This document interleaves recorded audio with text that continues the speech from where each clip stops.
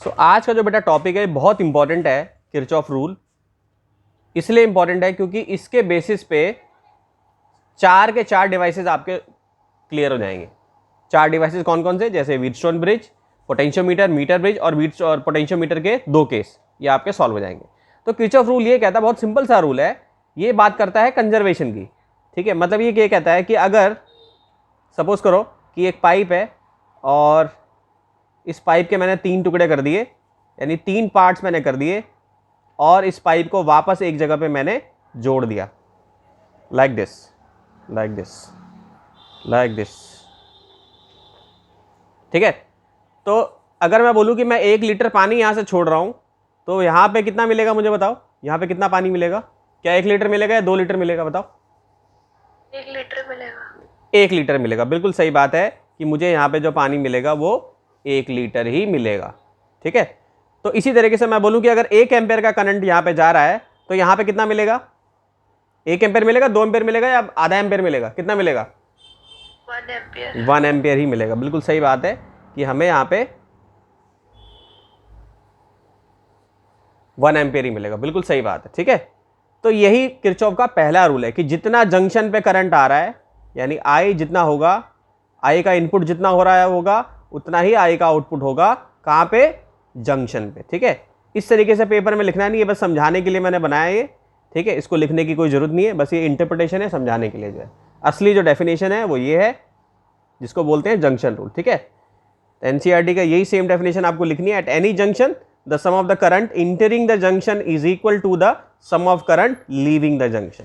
ठीक है, तो इसका मतलब मैंने तुम्हें समझा दिया है। ठीक है, अब एक और इक्वेशन है जो मैंने पहले पढ़ाई हुई है कि जो ईएमएफ होगा वो किसके इक्वल होगा? V प्लस V डैश के इक्वल होगा, जिसमें एक V डैश की वैल्यू क्या हो जाएगी? तुम्हारी IR हो जाएगी। यानी इसको ऐसे भी लिख सकता हूं मैं, टर्मिनल पोटेंशियल डिफरेंस को इस तरीके से भी लिख सकता हूं, यानी अगर मैं चाहूं तो E या V डैश किसी को इस टर्म में लिख सकता हूं, मैं लिख सकता ना, E plus IR। Terminal potential difference मैंने पहले पढ़ाया हुआ है। ठीक है, कोई दिक्कत नहीं होनी चाहिए।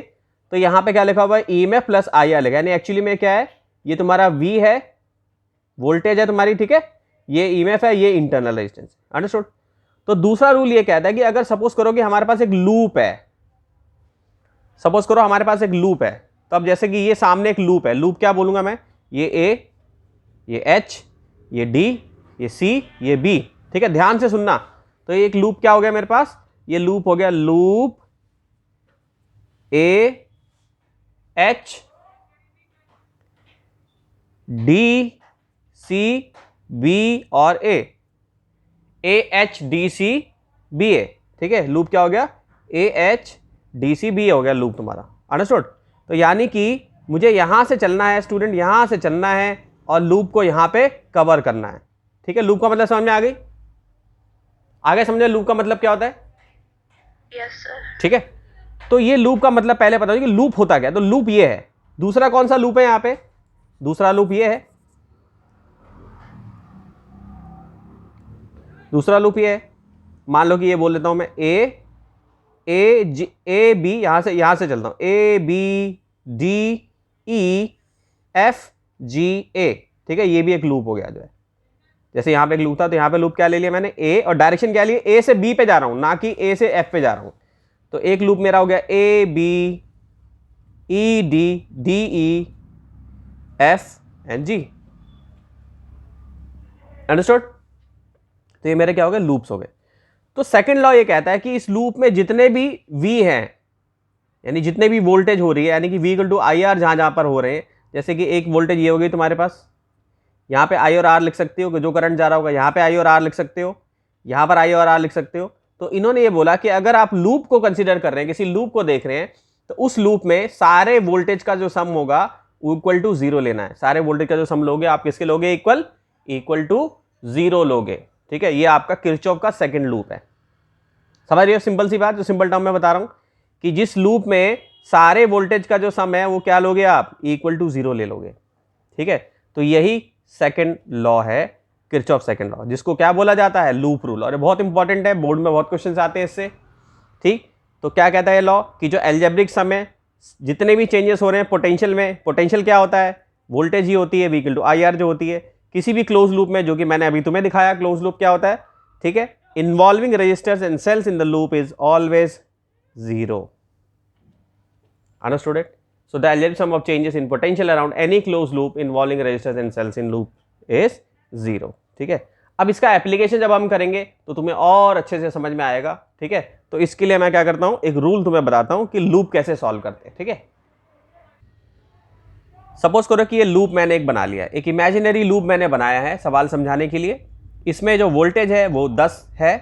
ठीक है, 10 वोल्ट है यहाँ पे जो वोल्टेज है. रेजिस्टेंस यहाँ पे 2 ओम का है. तो अगर यहाँ से मान लो आई करंट जा रहा है, ये आई करंट यहाँ से मूव होता रहेगा, मूव होता रहेगा, मूव होता रहेगा, यहाँ पर आई करंट आएगा, तो ये आई करंट जा रहा है इधर. ठीक, तो यहाँ पे वोल्टेज कितनी होगी, तुम बोलोगे 2 इंटू आई, जो भी करंट की वैल्यू रहेगी. ठीक है, तो हमें एक मैथमेटिकल इक्वेशन बनानी है जिसमें कि हमें ये यूज करना है कि सिग्मा वी इक्वल टू 0 कर देना है. ठीक है, तो अब यहाँ पे 2 वोल्टेज हो गई, एक वोल्टेज तो ये वाली है 10 वोल्ट जो है. ठीक है, तो कैसे लूप हम बनाते हैं, तो जैसे मान लो कि मैंने ये माना कि मैं भाई लूप में ए से बी जाऊंगा, बी से सी जाऊंगा, सी से डी जाऊंगा. मैंने एक बार ये कंडीशन मान ली. ठीक है, तो मैं जो बोलता हूं कि आपको क्या करना है, तब अगर आप ए से बी जा रहे हो, बी से सी जा रहे हो, सी से डी जा रहे हो, ठीक, तो हम किरचॉफ का सेकंड लूप की जो इक्वेशन है वो अप्लाई करेंगे. ठीक है, तो अगर हम यहां से जा रहे हैं और हमारे करंट की डायरेक्शन भी सेम है, तो मैं ये कहता हूं कि आप क्या करो कि आई और 2 के आगे माइनस का साइन लगा दो. ठीक है, और जब करंट मूव कर रहा है तो उसके सामने नेगेटिव टर्मिनल पहले मिल रहा है, एंड होते वक्त नेगेटिव टर्मिनल पहले मिल रहा है, फिर पॉजिटिव टर्मिनल मिल रहा है. तो इसीलिए ईएमएफ नैप पॉजिटिव लेना है, यानी कि प्लस 10 वोल्ट लगा दो और इक्वल टू 0 कर दो. ठीक है, यानी कि सिग्मा वी इक्वल टू 0 हमने इसको यहां पे कर दिया. ठीक है, आ रही बात समझ. सो हमने ये इक्वेशन बना ली, ये हमारी पहली इक्वेशन बन गई. अब मैं एक और ट्रिक खेलता हूं कि अब मैं उल्टा कर दे रहा हूं उसको, यानी कि अब मैं डी से, अब मैंने लूप क्या ले लिया, अब मैं डी से उल्टा जाऊंगा. मैं कैसे जाऊंगा, उल्टा. डी से जाऊंगा सी, सी से जाऊंगा बी, बी से जाऊंगा ए, यानी डी सी बी ए. तो अब रूल बदल जाएगा. अब रूल क्यों बदल जाएगा, क्योंकि लूप की डायरेक्शन तो ऐसे है, करंट की डायरेक्शन उल्टी है. ठीक, तो यानी कि अब 2i के आगे 2 क्या है, रेजिस्टेंस, ये क्या है, करंट है, तो आई आर हो गया वोल्टेज. इसके आगे प्लस का साइन लगाना है. क्यों, क्योंकि डायरेक्शन उल्टी हो गई. ठीक है, और अब क्या हो जाएगा रूल, क्योंकि अब आप इस तरीके से जा रहे हो तो आपको खत्म होते वक्त, यानी कि जहां पे अगर ये मान लो मेरा खत्म होने वाला पॉइंट है, या मेरा नेगेटिव टर्मिनल हो गया, यानी डी से शुरू होकर डी पे खत्म हो रहे हैं, तो पहले मुझे पॉजिटिव टर्मिनल मिल रहा है, फिर नेगेटिव मिल रहा है. तो यानी कि अब क्या बन जाएगा, पैन नेगेटिव हो जाएगा ये. यानी कि अब आपको -10 इक्वल टू 0 लगाना है. ये आपका सेकंड इक्वेशन हो गया. अंडरस्टूड, ये पहली इक्वेशन, ये दूसरी इक्वेशन. अब इंटरेस्टिंग चीज देखो कि दोनों में आंसर सेम आता है और दोनों सेम ही चीज है. अगर मैं माइनस कॉमन ले लूं यहां पे, तो ये क्या आ जाएगा, यही आ जाएगा. यहां पे माइनस कॉमन ले लूं तो ये भी आ जाएगा, यानी ये दोनों ही इक्विवेलेंट है. ठीक है, तो इस तरीके से हम एक लूप बनाते हैं. ठीक है, तो अब मैं एक एग्जांपल और ले रहा हूं जिसमें कि मैं एक लूप बनाऊंगा और आप सब लोग सॉल्व करके देखोगे कि कैसे आ रहा है. सपोज करो ये एक लूप बना दी मैंने, ये 2 ओम, 3 ओम,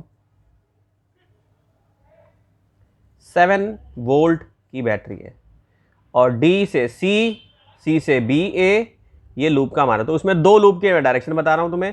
पहला मैं जा रहा हूं loop A B C D, और दूसरा मैं जा रहा हूं loop D C B A. ठीक है, पहला loop A B C D, दूसरा loop D C B A जा रहा हूं मैं. अंडरस्टूड. तो अब इसके जो है दोनों के इक्वेशन तुम बना के दिखाओ क्या होगी. ठीक है, फटाफट. तो अगर हम ए से बी जा रहे हैं, बी से सी जा रहे हैं, तो रूल क्या कहता है कि अगर करंट की डायरेक्शन और लूप की डायरेक्शन दोनों पैरेलल हो, तो इसके पास जो करंट पहुंच रहा है और जो रेजिस्टेंस है, इन दोनों के प्रोडक्ट के आगे माइनस साइन लगाना है. यहां पे भी माइनस साइन लगाना है, और यहां नेगेटिव टर्मिनल मिल गया, यानी ए से शुरू किया था, ए पे ही खत्म होगा, ए पे ही हम आ रहे हैं, और खत्म होते वक्त क्या है कि वोल्टेज के पास हमें यहाँ नेगेटिव टर्मिनल मिल रहा है और पॉजिटिव टर्मिनल मिल रहा है. तो नैप पॉजिटिव रूल के हिसाब से हम यहाँ पे प्लस साइन लगाएंगे.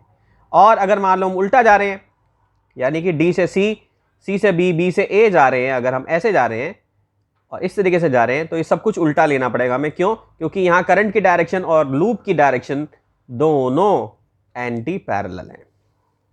तो इस चीज का ख्याल रख के हमें इक्वेशन बनानी होती है। ठीक है, अब इसका एप्लीकेशन देखते हैं कि किस तरीके से सवालों को सॉल्व करने में ये काम आता है। तो ये वाला क्वेश्चन हम सॉल्व करेंगे और इसमें यहाँ पे ये जो लूप है, इस लूप में हम इसकी इक्वेशन बनाने की कोशिश करेंगे। ठीक है, तो यहाँ पे I1 करंट जा रहा है, इधर यहाँ से I1 करंट जा रहा है, यहाँ से क्या निकला, यहाँ पे देखो बैटरी है, बैटरी का पॉजिटिव पोटेंशियल यहाँ पर है, तो यहाँ से I3 करंट निकला, यहाँ पे पहुँच गया I3 करंट, पहुँचते पहुँचते यहाँ पहुँचा। यहाँ से पहुँचने के बाद इसको क्या हो रहा है, दो जंक्शन, इसको दो जंक्शन मिल रहे इधर और इधर। ठीक है, तो यहाँ I1 ले लिया, यहाँ पे I2 ले लिया। तो अब मैं क्या करूँगा कि दोनों लूप को सॉल्व करने की कोशिश करूँगा। तो पहला जो लूप मैं ले रहा हूँ, सबसे पहला जो लूप ले रहा हूँ वो मैं ले रहा हूँ AHDCBA, यानी इस रूल के हिसाब से ले रहा हूँ AHDCBA ले रहा हूँ। पहला रूप जो लूप है मैंने ये कंसिडर कर लिया, और दूसरा जो ले रहा हूँ मैं, दूसरा लूप ले रहा हूँ AHDEFGA, यानी कि AHDEFGA। ठीक है, तो इसका लूप हम बनाएंगे अपने रूल के हिसाब से और फिर देखेंगे कि हमारा लूप बिल्कुल सही बना है कि नहीं बना है। तो पहला जो हमारा है वो क्या है, ध्यान से सुनना, एकदम अच्छे से समझ में आ जाएगा। पहला जो हमारा लूप है AHDBA। ठीक है, यानी कि ये A पॉइंट, फिर H पॉइंट, फिर D पॉइंट, CBA। ठीक है, CBA। ओके, AHDCBA को हम देखेंगे तो हमें केवल AHDBCA में जो करंट जा रहा है उसी से मतलब है। तो पहला हम यहां से देखेंगे, सबसे पहले हम यहां से स्टार्ट करेंगे, A से स्टार्ट करेंगे। तो यहां पे कौन सा करंट जा रहा है लूप में, बताओ, I1 करंट जा रहा है ना, यहां पे I1 करंट पहुंचेगा। तो मैं क्या लिखूंगा, रूल के हिसाब से लिखूंगा -30I1, क्योंकि रूल क्या कहता है कि लूप में जिस तरीके से हम जा रहे हैं, जिस तरीके से हमारी लूप की डायरेक्शन है, और अगर हमारे करंट की डायरेक्शन पैरेलल होती है तो हमें I और R के आगे माइनस साइन लगाना है लूप बनाने के लिए, लूप की इक्वेशन बनाने के लिए। ठीक है, तो ये -30I1 हो गया। फिर यहाँ पे गए हम, तो देखो यहाँ पे लूप, ये लूप जा रहा है, ये लूप यहाँ से लूप में जा रहे हैं, तो हमें कौन सा टर्मिनल मिल रहा है, नेगेटिव मिल रहा है पहले, फिर पॉजिटिव मिल रहा है। तो यानी कि हमें यहाँ पे क्या लिखना है, +45 वोल्ट।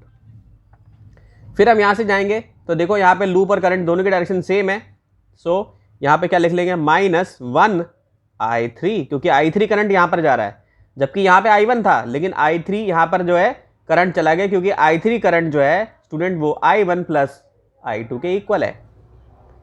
अंडरस्टूड, तो मैंने ये ले लिया।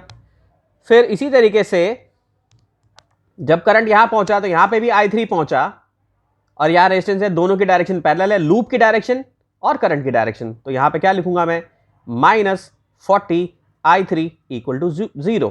ठीक है, यही हमारा लूप रूल है, किरचॉफ लूप रूल है, सेकंड रूल। तो ये हमने लूप बना लिया। ठीक है, तो इस तरीके से हम लूप बना के, जैसे मैथ्स में हम सॉल्व करते थे इक्वेशन ना, ये 10th क्लास में किया होगा, x + y = 5, 2x + 3y = 6, तो x और y की वैल्यू हम निकाल सकते हैं। तो यहाँ पे x और y क्या हो जाएंगे, करंट हो जाएगा, जैसे I1 + I2 = 5, 3I1 + 2I2 = 6। तो ये इक्वेशन हो गई, तो इसको सॉल्व करके I1 I2 की वैल्यू निकाल सकते हैं। ठीक है, तो इसीलिए हम ये लूप्स बना रहे हैं, हम लूप की इक्वेशन बना रहे हैं। अंडरस्टूड, तो अब मैं चाहता हूं कि दूसरी इक्वेशन जो वो तुम बना के दिखाओ, ये वाली, यहां से A लूप AHDEFGA। ठीक है, इसकी इक्वेशन बताओ, ओरली बोलो तो जरा कौन कौन सी होगी, देखता हूं कितना समझ में आया। अगर समझ में आया होगा तो पूरा बता दोगी।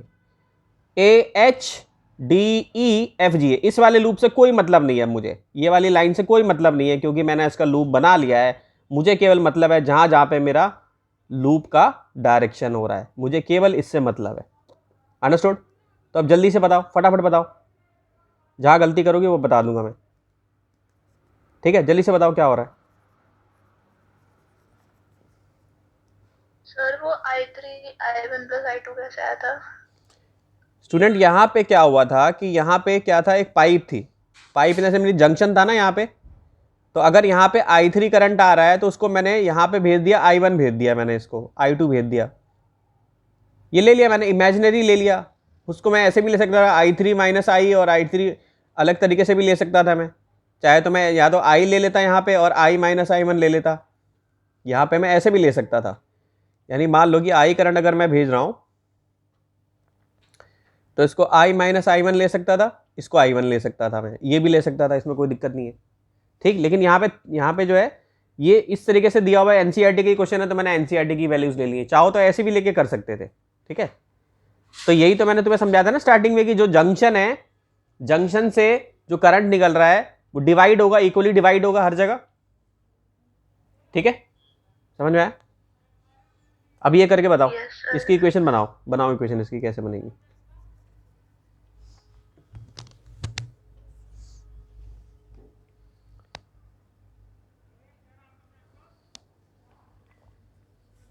तो फिर सर करंट I3 लेंगे जो 3 ओम रेजिस्टर से जाएगा। नहीं, जैसे मैंने यहाँ पे इक्वेशन बनाई है वैसे इक्वेशन बताओ कैसी बनेगी।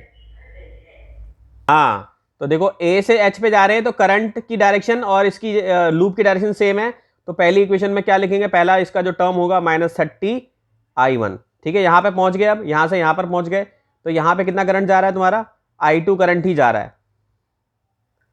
यहाँ से कितना करंट आ रहा है, I2 करंट आ रहा है ना यहाँ से, क्योंकि यही I2 करंट और ये I1 करंट मिलकर जो है यहाँ पर I3 करंट चला जाएगा, ठीक है।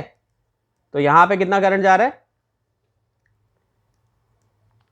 यहाँ पे I2 करंट है, ठीक है। तो अब देखो यहाँ पे लूप की डायरेक्शन ऐसे है, करंट की डायरेक्शन इस तरफ है। अब यहाँ पे I2 करंट इंटर कर रहा है, कोई भी करंट यहाँ पे दिया हुआ नहीं, लेकिन इनडायरेक्टली आपको क्या सोचना है कि I2 करंट यहाँ से निकला, यहाँ से I2 करंट निकला और ये इसके साथ जाके मिल गया, यहाँ से I1 करंट मिला और ये जाके यहाँ पे इस पॉइंट पे मिलके यहाँ पे I3 करंट बन गए। क्यों? क्योंकि I3 जो करंट था वो I1 प्लस I2 के इक्वल था। अंडरस्टूड और नॉट? अंडरस्टूड? तो अब ये पहली मैंने बता दी तुम्हें, यहां पर है I2 इस तरफ है, I2 की डायरेक्शन देखो, यहां से I2 इधर चला गया, तो यहां पे प्लस लूं कि माइनस लूं, रूल के हिसाब से क्या देखते हैं, प्लस लेंगे। क्यों? क्योंकि करंट की डायरेक्शन ये है लूप में और हमारी लूप की डायरेक्शन इस तरफ है जो कि एंटी पैरेलल है, और एंटी पैरेलल अगर होगी तो ये 20I2 लेंगे। फिर यहां पे भी क्या लेंगे बताओ, इसका क्या लूं, प्लस लूं कि माइनस लूं, प्लस लूं कि माइनस लूं, प्लस लेंगे, तो ये कितना हो जाएगा 1I2, ठीक है। इसको क्या लूं, यहाँ पे अब ये खत्म हो रहा है तो एक ही तरफ जा रहा है, लूप जो है एक ही तरफ जा रहा है, पॉजिटिव टर्मिनल मिल गया, फिर नेगेटिव मिल गया, तो क्या लेंगे, ईएमएफ नैप पॉजिटिव होता है और ईएमएफ पैन नेगेटिव, एग्जैक्टली, तो -45 वोल्ट हो जाएगा, इक्वल टू 0 हो जाएगा। अंडरस्टूड? तो अब हमारे पास दो इक्वेशन बन गई। -80 होगा, ओ सॉरी 80 लिखा है, जल्दबाजी में मैंने लिख दिया, ऑब्वियसली 80 ही होगा, तो ये -80 वोल्ट हो गया, ओके।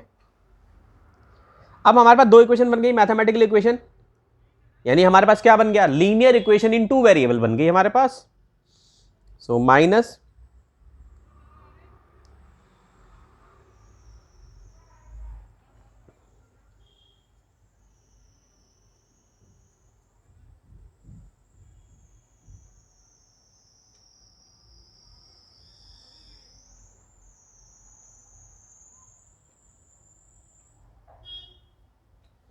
ये हमारी इक्वेशन हो गई।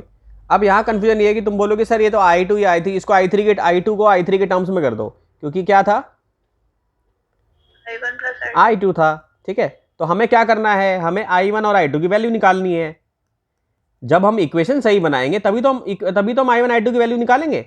तो या तो बोर्ड में आपको केवल इक्वेशन बनाने के लिए देगा, इस तरीके से आपके पास एक लूप आ जाएगा और आपको केवल इक्वेशन बनानी होगी, या आपको क्या करना होगा, लूप बनाने के बाद करंट की वैल्यू निकालनी होगी, अगर 5 नंबर का क्वेश्चन बन गया पूरा तो, ठीक है। तो अब I3 की वैल्यू I1 प्लस I2, तो मैं ऐसे लिख सकता हूं, देखो इसको I2 को I3 minus I1 equal to I2। तो इससे फायदा क्या हो जाएगा कि इस इक्वेशन को मैं I3 के टर्म्स में ले आऊंगा, सही बात है। तो ये जाएगा -30I1 plus 21 I3 minus I1 minus 80 volt equal to 0, ताकि इसे सॉल्व करना इजी हो जाए। तो क्या हो जाएगा 30I1 प्लस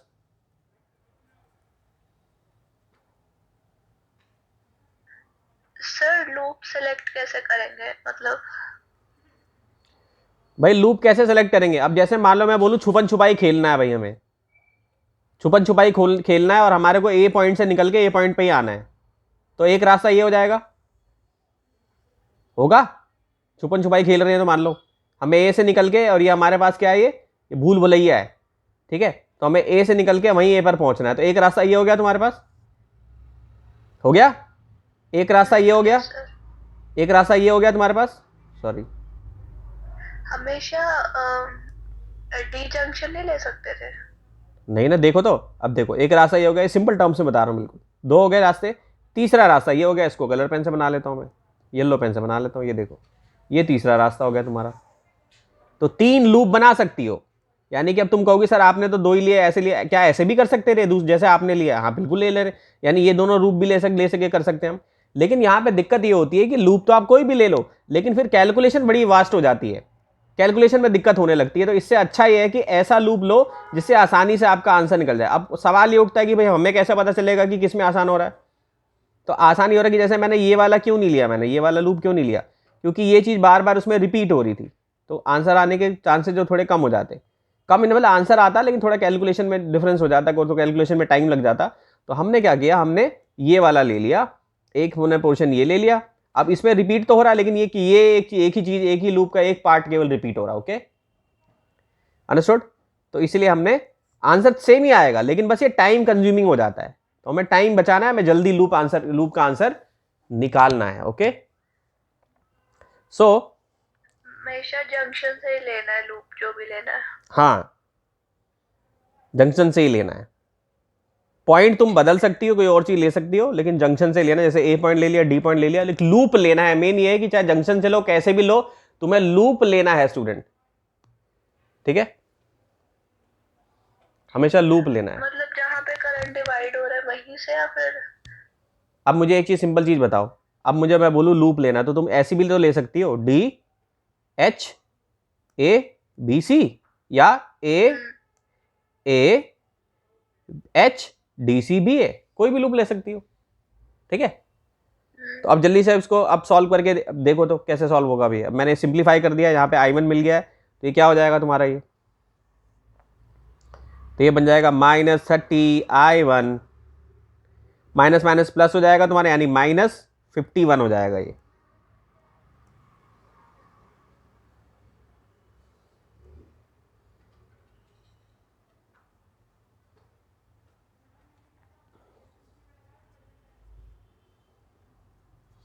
और एक ये हो जाएगा तुम्हारा 30I1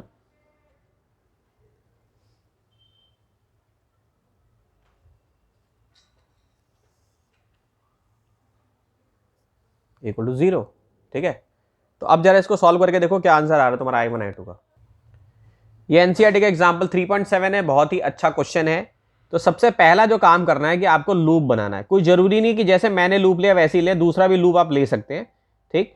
तो मैंने क्या लिया, मैंने ए बी सी ले लिया, एक लूप मैंने ये लिया है, दूसरा मैंने ये ले लिया है, ये डायरेक्शन ले लिया है, और एक मैंने क्या ले लिया, एक ये ले लिया है, 3 लूप ले लिए, ठीक? तो सबसे पहले अगर आपको कुछ सॉल्व इसमें करना है, तो आपको सॉल्व करने के लिए क्या चीज़ चाहिए होती है इसमें? सबसे पहली जो चीज़ चाहिए वो ये है कि आपको ये लूप की इक्वेशन बनानी आनी चाहिए, ठीक है? लूप की इक्वेशन बनानी आनी चाहिए, तभी आप इसको सॉल्व कर पाओगे और I1 I2 की वैल्यू निकाल पाओगे।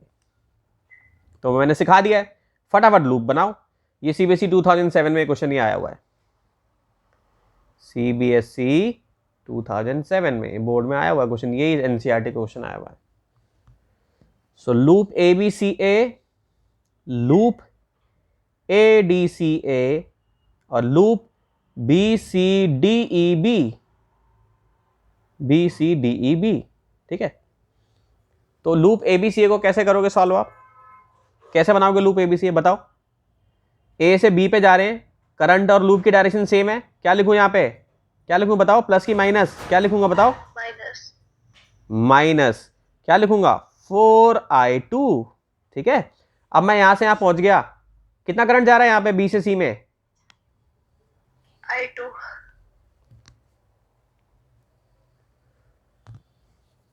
कितना? I1 plus I2। I1 है ये I1 थोड़ी ना है, ये I1 थोड़ी ना है। I2 plus I3। Exactly, I2 plus I3।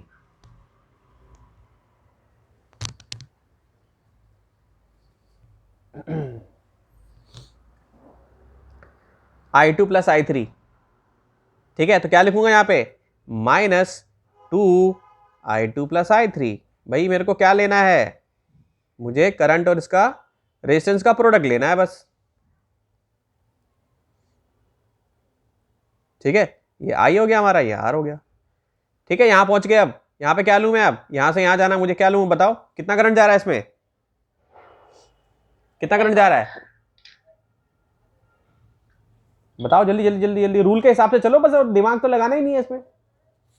Plus की माइनस, यहाँ पे I2 करंट दे रहा है, यहाँ पे करंट जो है निकल गया, I2 प्लस I3 माइनस 1 निकल गया, यहाँ खुद ही दे रखा I1 करंट जो है, ये देखो और बड़ा कर देता हूं, I1 करंट दिया हुआ यहाँ पे, तो क्या लूं बताओ, क्या लूं उसको, माइनस I1।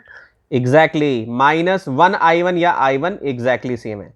अब वोल्टेज क्या लूं मैं, प्लस की माइनस, EMF नैप पॉजिटिव होता है, जो रूल मैंने ऐसे ही बताया याद रखने के लिए, क्या लूं, प्लस की माइनस, एग्जैक्टली +10, और इक्वल टू क्या लगाऊंगा, इक्वल टू क्या लगाऊंगा, 0, वेरी गुड, समझ गई।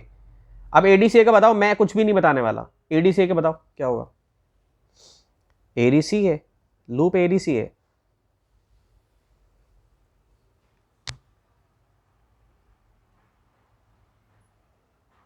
फटाफट, -4 I1 एक सेकेंड, पहले क्या लूंगा, ADCA, यानी A से जा रहा हूं D पे, तो एग्जैक्टली -4 I1 माइनस I2, इसके बाद क्या लूंगा, इसके बाद क्या लूंगा, D से C पे जा रहा हूं, हाँ +2, very good very good, +2, plus क्यों लिया बताओ बताओ बताओ बताओ, एंटी पैरेलल, एग्जैक्टली करंट की डायरेक्शन ये है, लूप की डायरेक्शन ये है, ये लूप की डायरेक्शन है, तो इसलिए क्या लेंगे, प्लस लेंगे रूल के हिसाब से, ठीक है। ये रूल हर जगह फिट हो जाता है और बहुत सही आंसर निकलता है, ये इसमें कोई कंफ्यूजन नहीं होता, ठीक है। अब यहां पहुंच गए हम, यहां पे पहुंचे, यहां पे क्या लूं बताओ, प्लस की माइनस, एग्जैक्टली -1 I1, फिर क्या लूं यहां पे, प्लस की माइनस, नैप पॉजिटिव, क्या लूं, +10 V इक्वल टू 0, V लिखने की जरूरत नहीं है, यूनिट लिखने की जरूरत नहीं है, 10 ही लिख लो, काम चल जाएगा, ठीक है, समझ गए। अब आ जाओ BCDEB, ये कैसे बनाओगी फटाफट, BCDEB,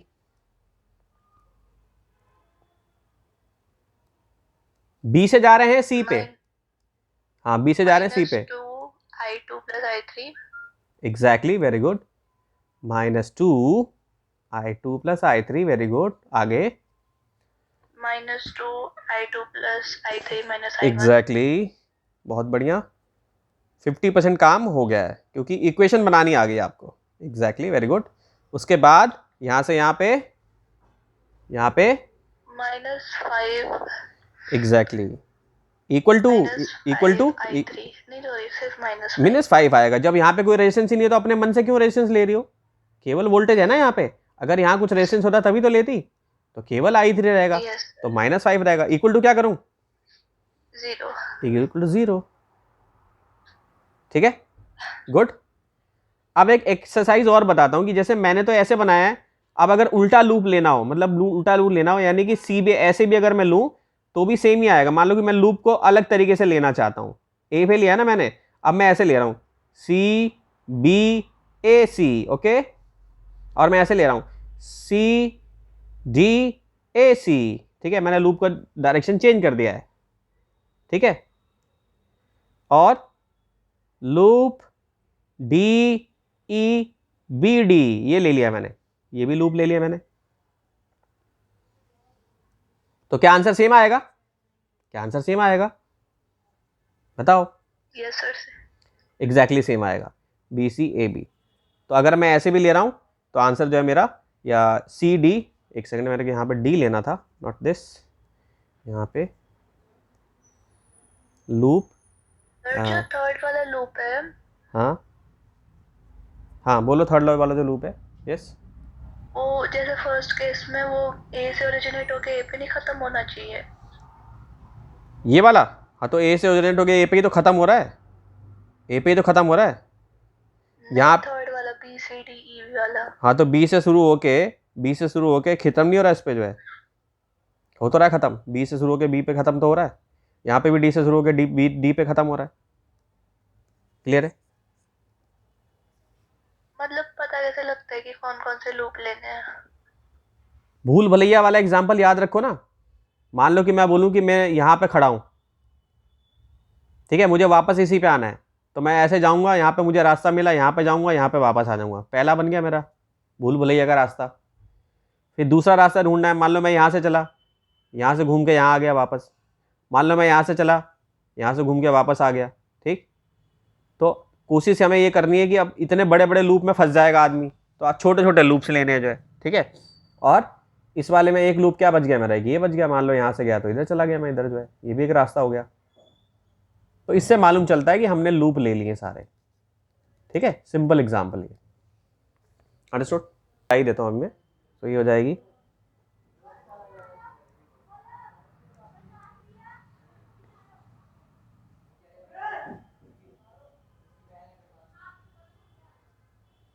-i1 + 10 = 0। दूसरी क्या क्वेश्चन बनी,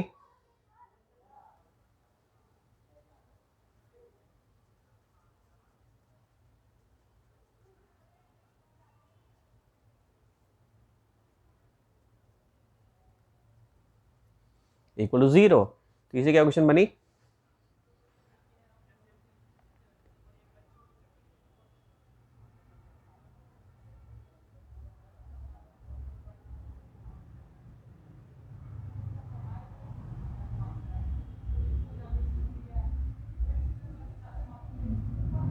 = 0, ठीक है।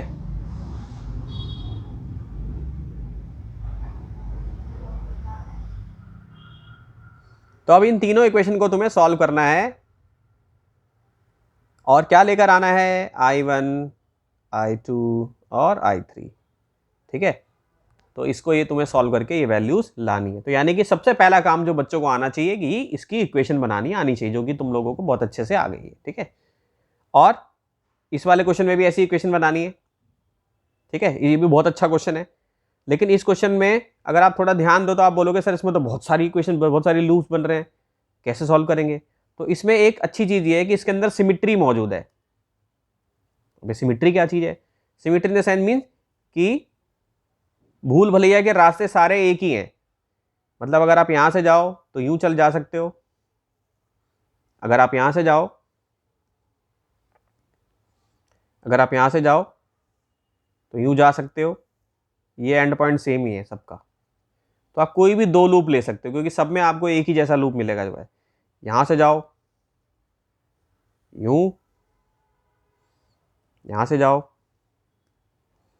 यूं यूं यूं यूं यूं, ठीक है। तो इस पर थोड़ा दिमाग पे जोर डालो और इसकी इक्वेशन बनाने की कोशिश करो।